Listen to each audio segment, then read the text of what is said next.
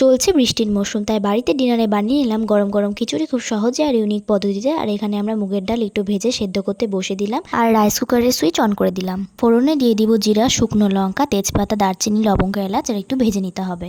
এরপর দিয়ে দেবো কিছু সবজি যেমন ঝিঙ্গা, পটল, আলু, বেগুন, টমেটো, পেঁপে। আর চালটা ছিল খুব স্পেশাল আতপ চাল, দাদাগিরি থেকে আনা, আমার পাড়ার একটা দাদা দিয়েছিল। এরপর দিয়ে দেবো স্বাদ মতো লবণ, হলুদ আর চিনি। এরপর দিয়ে দেবো আদা, জিরা আর লঙ্কা বাটা, যেহেতু ছিল নিরামিষ খিচুড়ি। আর একটু নেড়েচেড়ে দিতে হবে। এবার অবশ্যই স্বাদ মতো ঘি দিতে হবে আর একটু নেড়েচেড়ে দিতে হবে আবার। আর এই যে আমাদের খিচুড়ি কিন্তু রেডি। এবার ওই সেদ্ধ ডালের মধ্যে এই ভাজা খিচুড়িটা দিয়ে দেবো আর নাড়াচাড়া করে পরিমাণ মতো জল দিয়ে দেবো। আবার একটু নেড়েচেড়ে দিয়ে রাইস কুকারের ঢাকনা বন্ধ করে দেবো আর সুইচ অন করে দেবো।